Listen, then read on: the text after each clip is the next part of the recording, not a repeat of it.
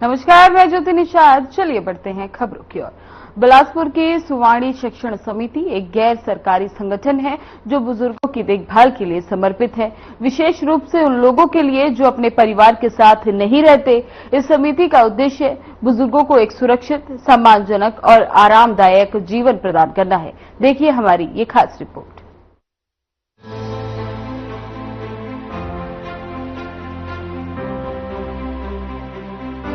सिकुड़ता परिवार, बढ़ते खर्च और सामाजिक चुनौतियां वर्तमान के पारिवारिक जीवन को अतुलनीय क्षति पहुंचा रहा है। बिलासपुर के सुवाणी शिक्षण समिति में उन बुजुर्ग व्यक्तियों को देखभाल के लिए रखा जाता है जो अपने परिवार के साथ नहीं रहते हैं। यहाँ उनकी बेहतर चिकित्सा के साथ साथ देखभाल भी किया जाता है। जो बच्चे अपने माता पिता के साए में पलते बढ़ते हैं, बड़े होने पर उन्हीं माता पिता की जगह वृद्धाश्रम में हो जाती है। समाज में धीरे धीरे वृद्धाश्रम की स्वीकार्यता और आवश्यकता बढ़ती जा रही है। सजीवता सोसाइटी ने सुवाणी वृद्ध आश्रम में रहने वाले वरिष्ठ नागरिकों से चर्चा की। इस आश्रम की संरक्षिका ने कहा कि आने वाले समय में चुनौतियां और भी गंभीर हो सकती है। वहीं इस आश्रम में यहाँ रहने वाले लोगों के साथ 2 युवतियों ने अपना समय व्यतीत किया। उन्हें फल, मिठाई और पेय पदार्थ दिया। साथ ही इन युवतियों ने अपने विचार भी साझा किए और जाना कि यहाँ रहने वाले लोगों का जीवन के प्रति नजरिया क्या है। ये है सुवाणी शिक्षण समिति। यहाँ पर उन वृद्धों को देखभाल के लिए रखा गया है जिनके यहाँ तो परिवार ने छोड़ दिया है विभिन्न कारणों से। यहाँ पर उन सब की बेहतर चिकित्सा होती है, देख रेख होती है और उनका भरण पोषण भी होता है। लेकिन जो यहाँ के संरक्षक हैं, जो संचालक हैं, वे इस व्यवस्था से स्वयं संतुष्ट नहीं है। उनका कहना है कि जागरूक समाज जब तक ऐसे वृद्धों के आगे के जो जीवन है, जो बचे हुए शेष वर्ष हैं, अगर इनका सुविधाजनक और अच्छा निकले तो उनको यहाँ पर क्या कर रही है। मैं अभी सुवाणी वृद्धाश्रम में एक संरक्षिका का काम कर रही हूँ और एक मैं श्री राधा फाउंडेशन भी संचालित कर रही हूँ। अच्छा। समाज सेवा का काम मेरा ये 10 साल से चल रहा है। अच्छा। ये आश्रम कब से चालू है? ये आश्रम 2000 से है। 2000 से चालू है जी। तो पिछले 24 साल से आश्रम चल रहा है। 2020 से 5 साल हो गए। हाँ, 5 साल हो गए। तो प्रारंभ में यहाँ पर कितने लोग थे? प्रारंभ में यहाँ पे 5-7 लोग थे। अच्छा। धीरे धीरे लोगों को पता आते गए जाते गए 10 लोग का तो यहाँ पे अंत्येष्टि हुआ है। अच्छा जी। कुल कैपेसिटी कितनी है? अभी 25 है। 25 की कैपेसिटी है। जी। लगभग लोग हैं। अभी कई लोग तो हॉस्पिटल में हैं, कई लोग अभी गए हुए हैं। मूलतः किस उम्र के और कैसे लोग आते हैं यहाँ पे? जैसे कई आश्रम से इन्हें निकाल दिया जाता है। अच्छा, आश्रम से भी निकाल दिया? हाँ, जैसे जो बेडन है ना, उनको यहाँ से वृद्धाश्रम से निकाल दिया जाता है। कई लोग को रोड से उठा के लाया जाता है। अच्छा। और यहाँ पे अभी यहाँ पे उपस्थित नहीं है, बाजू के कमरे में जो एक बुरहानसी कॉलेज के यहाँ पे यूनिवर्सिटी के रजिस्ट्रार हैं, वो लोग यहाँ पे रहते हैं। मतलब सोचिए कि ये स्थिति है। डॉक्टर गौर से आप मिले होंगे, जिनके बच्चे सब बॉम्बे में हैं। और ये जो रजिस्ट्रार हैं, इनकी बिटिया हैं, ये इनको ऊपर कमरे में बंद कर दी थी। इन्होंने कलेक्टर को सुसाइड का लेटर लिखा, तो फिर कलेक्टर साहब का आदेश हुआ, तो फिर इनको लाके रखा गया। अभी ये लोग गए हुए हैं अपने गांव। तो ऐसे ऐसे लोग हैं और आप बाकी लोगों से यहाँ मिल ही रहे हैं। यहाँ पे पूरी प्रयास है कि यहाँ पे हमने संजय अलंक जी, आप कभी हमारे ऑफिस आइए, जो मैं आपको बहुत सारी चीजें दिखाऊंगी। कि मैं आज से 6 साल पहले संजय अलंक जी से जब कलेक्टर थे, मैं उनसे मुलाकात की थी और बोली थी कि मतलब बिलासपुर में एक वृंदावन बनने की योजना, कि ऐसा गौरी गोपाल जैसे सेवाएं या वृद्ध का सेवाएं वृंदावन में ही क्यों, सारे लोग तो वृंदावन पहुंच नहीं पाएंगे, तो ये चीजें बिलासपुर में बनाई जाए। मैं पहले से बुजुर्ग लोगों से जुड़ी हूँ और मेरे को उन लोग के साथ बैठना, बात करना, टाइम स्पेंड करना बहुत अच्छा लगता है। क्या देखे ऐसा इतना देरों में आप कुछ बुजुर्गों के साथ बात? उन लोग के साथ बात करके मेरे को ऐसा लगा कि किसी को भी अपने मम्मी पापा या दादी दादा को नहीं छोड़ना चाहिए। बुढ़ापे में ही उन लोग का सहारा बन के हम लोग को रहना चाहिए। मतलब देखी, मैं पहली बार आई हूँ ऐसे जगहों में, मेरे को बहुत खराब लगा कि कैसे वृद्ध लोग को छोड़ देते हैं। वही हमारे दादा दादी मम्मी पापा हमको बचपन में खिलाते हैं, चलना सिखाते हैं, और जिस टाइम उन लोग को हम लोग का सहारा का जरूरत होता है, लोग यहाँ लाकर छोड़ देते हैं या फिर घर से निकाल देते हैं। ऐसा बिल्कुल नहीं करना चाहिए। हमारे चैनल के द्वारा से आप युवाओं के लिए, नई पीढ़ी के लिए क्या मैसेज देना चाहेंगे? मैं युवाओं नई पीढ़ियों को बस ये कहना चाहती हूँ कि कोई अपने दादा दादी मम्मी पापा को ऐसे अनाथ मत करे, मत छोड़े। जो भी हम लोग इस दुनिया में आए हैं उन्हीं के सहारे में आए हैं, तो हम लोग को उन लोग का आदर करना चाहिए और उन लोग का हम लोग को सहारा बनना चाहिए, ना कि ऐसे वृद्धाश्रम या बाहर छोड़ना चाहिए। बस यही मैसेज है कि कोई अपने मम्मी पापा को छोड़ देते हैं, दादी दादा को ऐसा बिल्कुल छोड़ना नहीं चाहिए। जैसे मैं आज यहाँ आई थी, देन मेरा मतलब सर से और इनसे भैया लोग से मुलाकात हुआ, तो काम ये लोग अच्छा करते हैं। मीन्स ऐसे जगह पे जाते हैं, देन मतलब ऐसे जगह पे जाते हैं, तो ये जगह मेरे को भी नहीं पता था, मैं आज पहली बार यहाँ आई हूँ, तो इससे कम से कम पता तो चलता है कि एक जगह ऐसा भी है जहाँ मतलब कोई सुविधाएं नहीं है कि लोग कैसे टाइप कर रहते हैं, और मतलब बहुत सारी चीजें सामने आती कि लोग कैसे टाइप कर रह रहे हैं, फिर उनको किस चीज का आवश्यकता है। तो वो चीज मतलब बहुत सारे लोग ऐसे रहते हैं जो मतलब शो ऑफ पसंद नहीं करते, मीन्स कैमरे के सामने या वीडियो फोटोज ये सब चीज पसंद नहीं करते। उसमें से एक मैं भी हूँ, लेकिन एक ये है कि मेरे में इंसानियत है और लोगों के अंदर ना इंसानियत होना चाहिए। तो मतलब जिसको जो हेल्प करते बनता है वो मतलब बिल्कुल यहाँ आइए और आके और चुपचाप गुप्त तरीके से हेल्प करके जाइए। मैं ये नहीं बोलती कि आप शो ऑफ कीजिए, मेरे को मीन्स शो ऑफ करने वाले लोग तो मेरे को बिल्कुल समझ नहीं आते कि भगवान जाने की फटा पुराना कपड़ा देके या किसी भी चीज को देके लोग क्या समझते हैं। और एक चीज मैं और ये बोलना चाहूंगी, इस मीडिया के थ्रू मैसेज देना चाहूंगी लोगों को कि जो चीज आप खुद नहीं पहन सकते ना, या जो चीज आप खुद सेल्फ नहीं खा सकते, प्लीज आप किसी और को देके उनके ऊपर मेहरबानी मत कीजिए। जो आप खुद कर सकते हैं ना, जो खुद खा सकते हैं, जिस चीज के लिए आप खुद अपने आप को लायक समझते हैं, वही चीज आप दीजिए अगर देना है तो। वरना नहीं भी देंगे तो जिंदगी तो चलता है, लोगों का चल ही रहा है, पर हम दे रहे हैं और वो यूज भी नहीं हो रहा है। ऐसा टाइप का प्लीज किसी के ऊपर ना मतलब एहसान और उपकार ना करें लोग, तो ज्यादा बेटर रहेगा। मेरा ऐसा है कि मतलब मैं बचपन से ही जैसे जीव जंतु हैं और मतलब लोग हैं, तो मैं इमोशनली कनेक्ट बहुत जल्दी हो जाती हूँ लोगों से। फिर मेरे को ये समझ नहीं आता कि मतलब क्या कैसा क्यों, मेरे को फिर ये लगता है कि नहीं मेरे को जाना चाहिए, मेरे को ये चीज करना चाहिए। फिर मैं कहीं ना कहीं अपना भी भूल जाती हूँ, अपनी चीजें भी भूल जाती हूँ कि मेरे को ये काम है, कि मेरे को ये करना है। बस मेरा ये रहता है कि मैं उनके लिए क्या ऐसा कर दूं जिससे वो खुश हो जाएं, या मैं ऐसा क्या करूं। लोग फिजूल पैसे मोमोज खाने में ही बात करने में डर भी लगता होगा, है ना? तो उनके सामने बहुत कम जाते होंगे, तब तो फिर अच्छी बात नहीं होती होगी। काम की बात नहीं होती, सिर्फ काम की बात होती है। लेकिन एक जो गहरा संबंध होता है वो ऐसा नहीं रहा। कभी कोई बात उनकी जो अच्छी लगी हो? उनकी सब बातें अच्छी। जैसे क्या समझाते थे? गलती मत करना, कोई गलत काम मत करना, ये सब बातें हम समझाते। और कुछ जीवन में आगे बढ़ने के लिए, कुछ करने के लिए नहीं बताते थे? नहीं, पढ़ना लिखना, अच्छे से पढ़ना लिखना और जीवन में सबसे अच्छा व्यवहार रखना। खराब क्या लगता था जी? बुरा क्या लगता था? क्या चीज? पिताजी का कुछ बुरा लगता था? जी नहीं। कुछ नहीं। तो आप तो बहुत कम मिलते थे, कहाँ है ना? अच्छा, पिताजी का कोई रोल होता है जीवन में? कोई महत्व होता है पिताजी का जीवन में? माता पिता बहुत बहुत महत्व। नहीं, लोग माता का महत्व मानते हैं, पिता का भी महत्व होता है। जी। क्यों होता है? क्यों होना चाहिए पिता का रोल? पाले तो बड़ा किया है, बस उतना ही। और उसके बाद में जितने जान रहे थे मैं आपको बता रहे हैं। भाई, पिता तो आप ही के थे ना, जी। तो आप ही सबसे ज्यादा जानोगे। तो बोल रहा हूँ जितने। कब हुआ उनका स्वर्गवास? जी? कब उनका स्वर्गवास हुआ? नहीं ख्याल बोल। अच्छा, आप कब छोड़ दिए जगह कोरबा को? साल भर हो गए। बस। तो पिताजी 1 साल पहले गुजरे कि 2 साल पहले कि 5 साल पहले, कितने समय पहले गुजरे? भाई भाभी के उसमें कैसे आ गए संपर्क में? शादी नहीं की थी इसीलिए भाई के साथ रहते थे। तब तक पिताजी जिंदा थे। पिताजी का रिटायरमेंट का पता है कुछ?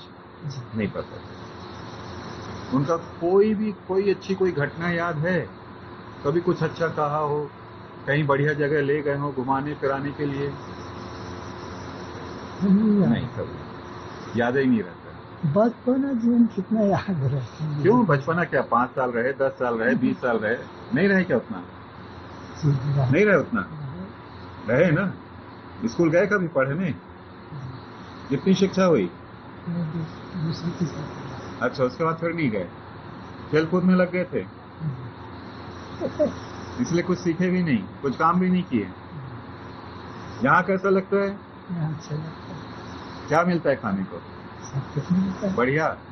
बाहर से भी लोग आते हैं खिलाने के लिए, फल फ्रूट सारा खट्टा मीठा दबा के बढ़िया।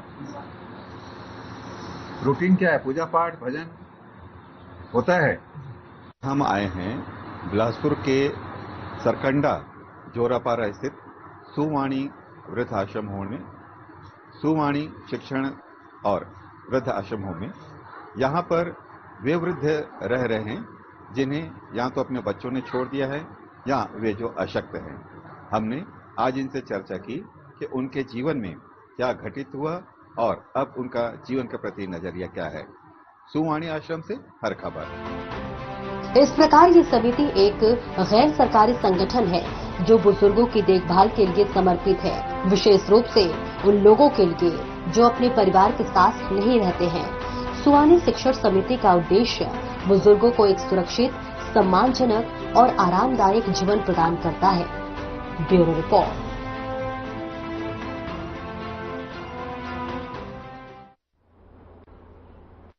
आगे बढ़ने से पहले लेंगे एक छोटा सा ब्रेक।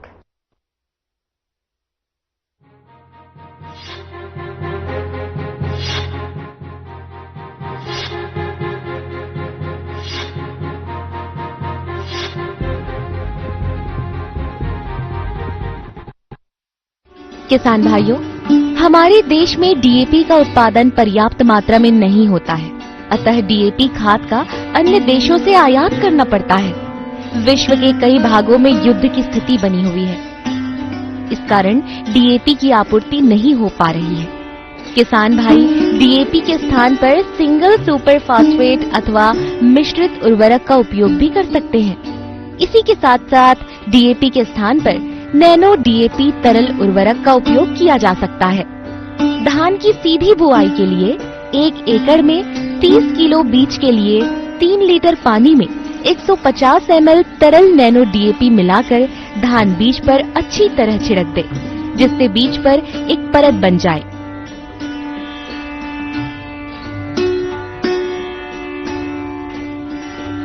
आधे घंटे तक इसे छांव में रखकर बुआई करें। रोपा पद्धति के लिए 50 लीटर पानी में 250 ml तरल नैनो डीएपी मिलाकर घोल तैयार करें।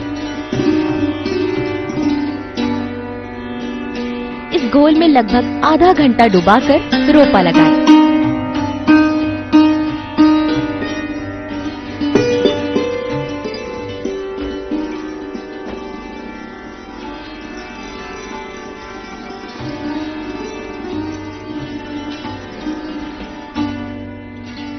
फसल लगने के 30 दिन बाद कंद से निकलते समय खड़ी फसल में 125 लीटर पानी में 250 ml नैनो तरल डीएपी को घोलकर 1 एकड़ में छिड़काव करें।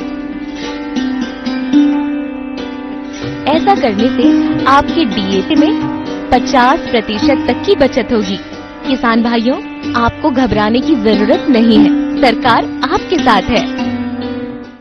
क्या आप जिम जाते हैं, कसरत करते हैं, फिर भी आपकी सेहत नहीं बनती? काजू बादाम किशमिश मेवे प्रोटीन के डिब्बे खाते हैं फिर भी कुछ असर नहीं होता? तो इसका मतलब है आपका पाचन तंत्र खराब है। और जब तक के पाचन तंत्र दुरुस्त नहीं होगा, आप जितना मर्जी अच्छे से अच्छा खा लो, आपकी सेहत नहीं बन सकती।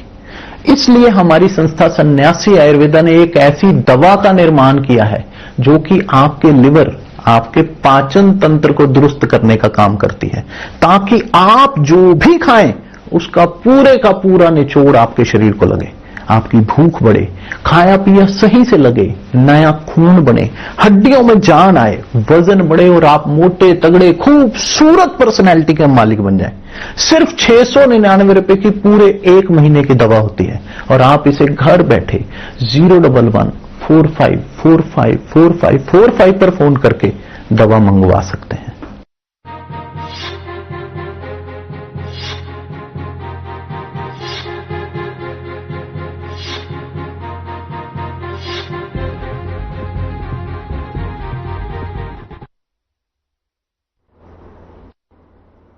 ब्रेक के बाद स्वागत है आप सभी का। बढ़ते हैं अपनी अगली खबर की ओर।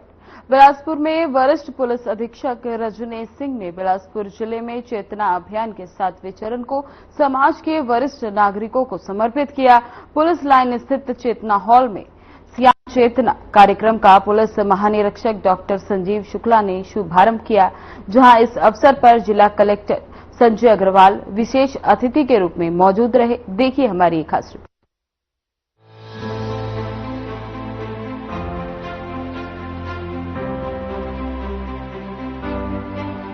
बिलासपुर जिले में चेतना अभियान के 7वें चरण को समाज के वरिष्ठ नागरिकों को समर्पित कर दिया गया है। पुलिस लाइन स्थित चेतना हॉल में सियान चेतना कार्यक्रम का आयोजन किया गया और इस दौरान पुलिस महानिरीक्षक डॉक्टर संजीव शुक्ला ने सियान चेतना कार्यक्रम का शुभारंभ किया, जहां इस अवसर पर जिला कलेक्टर संजय अग्रवाल विशिष्ट अतिथि के रूप में मौजूद रहे। छत्तीसगढ़ वरिष्ठ नागरिक कॉन्फेडरेशन के सभी पदाधिकारी भी कार्यक्रम में बढ़ चढ़कर हिस्सा लिया। वहीं विश्व वरिष्ठ नागरिक उत्पीड़न निवारण जागरूकता दिवस के अवसर पर वरिष्ठ नागरिकों की सुरक्षा एवं जागरूकता करने की अनोखी पहल शुरू की गई। बहुत से हमारे वरिष्ठ जन हैं, उनको एक तो प्रॉब्लम उनके साथ बात करने वाले लोग नहीं है, अकेलापन जो है उनको लगता है, तो उसको कैसे हम दूर कर सकते हैं कि एक हमारे सामने एक मोटिव आया, साथ में उनके एक साथ बैठने की जगह, उनको एक साथ इकट्ठे होने के लिए, प्लस उनके अनुभव को कैसे समाज तक पहुंचाया जाए। ये एक दिशा सोचने लायक विषय है जिन पर हमको और विचार करना है और उसको ग्राउंड लेवल पर कैसे इम्प्लीमेंट कर सकते हैं, सेतु प्रयास करना। परिवेश, परिस्थितियां और फिल्म, आपको लगता है ये भी कारक है इसके लिए? बिल्कुल, परिवेश, परिस्थितियां सभी इस चीज के कारक हैं, क्योंकि अभी जैसे अलग अलग जनरेशन हैं, आज के बच्चों की संख्या भी कम है। पहले पूरा संयुक्त परिवार होता था, अब एकल परिवार है, और पढ़ाई की ओर सभी पेरेंट्स खुद ही बच्चों को अच्छा मोटिवेट करते हैं, साधन सुविधाएं उपलब्ध कराते हैं, भले कितना कॉम्प्रोमाइज करना पड़े, लेकिन बच्चों को बड़े बड़े स्कूलों, अच्छे कॉलेजेस में, बॉम्बे, दिल्ली भेज करके बड़े कॉलेजेस में पढ़ाते हैं। और जब बच्चे वहाँ पढ़ लेते हैं तो वहाँ जब वो अच्छे माहौल में पढ़ते हैं, अच्छे IT सेक्टर्स और जगह वो पढ़ लिख लेते हैं, तो उनकी जॉब भी उनके अनुरूप ही होती है। तो जैसा वो पढ़ाई करते हैं, बाहर जॉब करते हैं, तो फिर पेरेंट्स फिर अकेले हो जाते हैं। पूरी उम्र भर मेहनत वो बच्चों के लिए करते हैं, बच्चों को बाहर भेज करके वो फिर अकेले हो जाते हैं। तो वो परिस्थितियां तो हैं। अब बच्चे भी उसमें जब बाहर रहते हैं तो वो अपने कामों में भी इतने व्यस्त होते हैं, आज की भाग दौड़ और कॉम्पिटिशन्स इतने हैं कि वो उसमें व्यस्त हो जाते हैं, और अपने आप को जो है इस समाज की दौड़ में एक सही जगह पे रखने के लिए उनके ऊपर प्रेशर होता है। तो वो समय निकाल के जो अपने बुजुर्गों, परिजनों के साथ रहना चाहिए, वो चीजें नहीं हो पाती हैं। और ज्यादा बच्चे और पढ़ लेते हैं तो विदेश चले जाते हैं, तो वहां से आना और मुश्किल होता है। तो ये सारी परिस्थितियां हैं जिसको कि जो है जिसके कारण ये हमको ये उत्पीड़न वर्ड जैसा चीजें अब आ रही हैं, क्योंकि वो अकेलापन है। तो उसमें दोनों को समझने की जरूरत है, समाज में ऐसा माहौल बनाने की जरूरत है कि जो लोग यहाँ हैं वो लोग ही मिल करके उनके बच्चों की भूमिका निभाएं, उनके साथ उनको समय दें, उनके साथ उनके अनुभव शेयर करें और उनको वो पारिवारिक माहौल यही मिल जाए। हाँ, देखिए, बहुत सही सवाल है आपका कि कोई भी उत्पीड़न होता है, चाहे बच्चों का हो, महिलाओं का हो, अभी बुजुर्गों की बात हो रही है, तो इसको उसके ऊपर जागरूकता हमको लगता है कि आम जनता को और खासकर युवा को कानून की जानकारी बहुत जरूरी है। अगर कानून की जानकारी नहीं होगी तो उनको लगेगा हम इसको सहज उसमें कर रहे हैं। जैसे हम बच्चों को मारते हैं या महिलाओं के साथ बदतमीजी होती, तो लगता है ये तो समाज में चलता है ये सब। तो कानून की जानकारी बहुत सही है। दूसरा है कि संवेदनशील बनाना उनको, यानी बचपन से हम लोग जरूर बोलते हैं माँ संस्कार देती है, पर माँ और पिता को भी अपना आपस का व्यवहार ऐसा रखना चाहिए कि वो इस तरह से लगे कि वो बराबर उनका सम्मान कर रहे हैं आपस में एक दूसरे का, पिता पत्नी, पिता माँ का, माँ पिता का। तो ये चीजें बच्चों को बचपन से अगर वो देखती आए कि बचपन में हमारे घर में ऐसा होता है, अगर वो बहन के साथ कुछ बदतमीजी कर रहा, दादी के साथ कुछ बदतमीजी, तो उसको वहीं पर टोका जाए और वहीं पर कहा जाए कि भाई ये गलत है। बहन छोटी है तो सब बहन को तुम कुछ भी बोल दो, ऐसा नहीं चलेगा।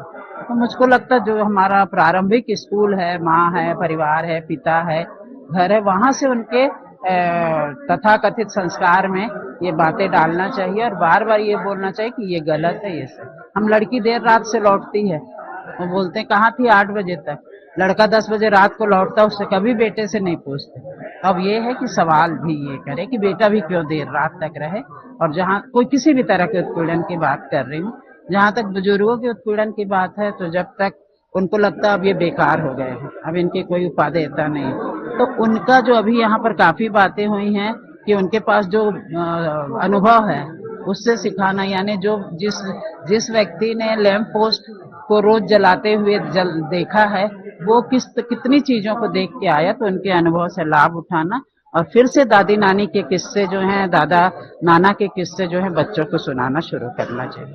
जी, मैं जहाँ तक मेरा अपना अनुभव और विचार है कि आपने जो कहा वो बिल्कुल 100% सही है कि आधुनिक जो सिनेमा है तो इसका बहुत ही मतलब नकारात्मक प्रभाव पड़ा है हमारे समाज पर और परिवार पर, बच्चों पर। और जैसे कि हम जानते हैं कि साहित्य, समाज और सिनेमा, इन तीनों में एक बहुत गहरा और नजदीक का रिश्ता है। तो जैसा हमारा साहित्य होता है वैसा समाज होता है, जैसा समाज होता है वैसा ही सिनेमा होता है। तो हमको किसी एक को हम अगर दोषी ठहराएं तो ये भी सही नहीं है। तो हम जो पहले जो हमारे सामाजिक मूल्य और प्रतिमान थे और हम आज देखिए कि आज हमारे सामाजिक मूल्य और प्रतिमान क्या है, तो इनमें बहुत ज्यादा अंतर है। तो ये अंतर क्यों आया, कैसे आया, तो ये बदलाव किस कारण हुआ? यही ना कि साहित्य बदल गया, सिनेमा बदल गया। और साहित्य और समाज तो बिल्कुल जो हमारे समाज के और हमारे आधारभूत स्तंभ है, जिसे हम मतलब सीखते हैं, समझते हैं, तो ये जब यही तार हो जाएगा तो फिर समाज कैसे समझेगा? तो जैसा साहित्य पढ़ेंगे दिमाग में बच्चों के वैसे ही आएगा। जो आप सिनेमा दिखा रहे हैं, जो परोस रहे हैं चंद पैसे कमाने के लिए, तो बच्चों पे तो वो बुरा प्रभाव पड़ेगा, बुरा असर होगा ही होगा। बच्चे क्या, ये तो बड़े में भी ये आ जाती हैं भावनाएं। तो आपने देखा होगा कि बड़े बड़े लोग भी, बुजुर्ग भी हैं, तो वो किसी न किसी गलत काम में उनका कभी कभी नाम आ जाता है। तो ये क्या कारण है? तो ये बहुत जरूरी है कि हम सिर्फ एक पहलू पे नहीं, हम हर पहलू पे ध्यान देना हमारा जरूरी है। और पहले हमारे बच्चे क्या, और हम लोग अपने नाना नानी दादा दादी की कहानियां सुनते थे। आज हम अपने बच्चों को क्या दिखा रहे हैं? Cartoon show, Mickey Donald, Tom and Jerry, तो जिसमें बच्चा एक दूसरे को सताना अपना जन्मसिद्ध अधिकार मान बैठा है कि उसको मारो, उसको पीटो, वो फिर ठीक हो जा रहा है, दौड़ो भागो। तो ये हम अपने बच्चे को क्या कर रहे हैं? खाना नहीं खा रहा है, जिद कर रहा है, उसको मोबाइल दे रहे हैं उसके हाथ में। खाना खिला रहे हैं तो हम उसको क्या खिला रहे हैं? हम उसको पौष्टिक आहार कहाँ खिला रहे हैं? एक तरफ हम बोलते हैं कि जो हम खाना खिला रहे हैं वो संतुलित आहार होना बच्चों के लिए बहुत जरूरी है, और दूसरी तरफ हम अपने बच्चों को पास्ता, मैगी और एनर्जी बूस्ट पिला रहे हैं। बोलते हैं कि स्टेरॉइड डोपिंग टेस्ट, अगर कोई खिलाड़ी डोपिंग टेस्ट में पकड़ा जाता है तो उसको हम डिस्क्वालीफाई कर देते हैं। और हम अपने बच्चों को क्या परोस रहे हैं? हम उनको शुद्ध खाना कहाँ खिला रहे हैं? उनको हम शुद्ध भोजन कहाँ दे रहे हैं? हम उनको मैगी खिला रहे हैं, पास्ता खिला रहे हैं। और हम बड़े बड़े विज्ञापन आते हैं, कहते हैं कि ये पियो, आपके बच्चे की लंबाई तेजी से बढ़ जाएगी। क्यों बढ़ेगी तेजी से लंबाई? बच्चा अपने बुजुर्गों का जो उत्पीड़न होता है वो यहीं से शुरू है ना, कि साहित्य का हमारे बच्चों पर और जो हम टीवी पर देख रहे हैं उसका हम पर असर पड़ता है। और फिर हमारा खुद का भी व्यवहार, हम अपने बच्चों के साथ, अपने माता पिता के साथ हम कैसा व्यवहार करें तो बच्चा देखता है। तो हम जो देंगे वही तो हम पाएंगे। ये प्रकृति का अकाट्य नियम है कि जो हम दे रहे हैं वो हम पाएंगे। तो कहीं ना कहीं हमको भी सुधारना पड़ेगा, हमको भी अपने व्यवहार को नियंत्रित करना पड़ेगा। सारा दोष हम बच्चों को ही दें तो ये भी गलत है, और सारा दोष अगर बुजुर्गों को भी दें तो ये भी गलत है। समय समय पर ये कार्यक्रम 2 साल से किए कर रहे हैं। वृद्धों का सम्मान, जिस तरह हम लोग यंग जनरेशन सावन सुंदरी मनाते हैं, हम लोग वृद्धों को सम्मान देने के लिए हम लोगों ने 2 साल कंटिन्यूअसली हम लोगों ने 2 साल सावन सुंदरी वृद्धों का सम्मान किया। उनको शॉल, श्रीफल, तिलक लगाकर और मिठाई खिलाकर उनका सम्मान किया। तो ये जो आज की पहल थी वो बहुत ही सराहनीय थी, और बाकी बातें तो हमारे अध्यक्ष ने बताई। देखिए, कानून तो अपनी जगह है, परंतु कानून से ज्यादा जो प्रभावी रहेगा वो सामाजिक रूप से इसका यदि हल निकाला जाए, क्योंकि समाज में जो छोटे बच्चे हैं उनको उनके अर्ली चाइल्डहुड से वैसे उसी तरह शिक्षित करना पड़ेगा, तभी कुछ हल हो सकता है। न्यूक्लियर परिवार समस्या की जड़ है। न्यूक्लियर परिवार को हम समस्या का कारण मान सकते हैं और इसके लिए पूरा जो स्ट्रक्चर है, सोसाइटी का स्ट्रक्चर है, उसको चेंज होने के लिए एकदम तो चेंज नहीं हो सकता क्योंकि समय का प्रभाव हो गया, फिर भी कुछ कॉम्बिनेशन बहुत जरूरी है वर्तमान स्थिति से, तभी कुछ हो सकता है। बिलासपुर के वरिष्ठ पुलिस अधीक्षक रजनीश सिंह ने कहा कि विश्व वरिष्ठ नागरिक उत्पीड़न निवारण जागरूकता दिवस के स्थान पर हमें विश्व वरिष्ठ नागरिक खुशहाली दिवस मनाना चाहिए।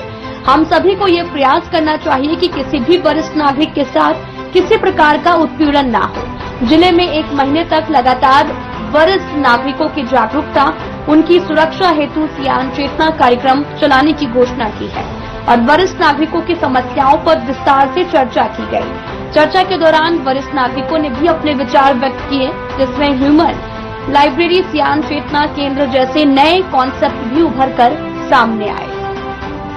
भारतीय संस्कृति पाश्चात्य संस्कृति से बिल्कुल भिन्न है। हम अगर चाहते हैं कि पाश्चात्य संस्कृति का अनुकरण करें तो ये भारतवर्ष के लिए बहुत हद तक तकलीफदेह है। इसलिए मुझे लगता है। फिलहाल बुलेटिन में बस इतना ही। बने रहें हमारे साथ। नमस्कार।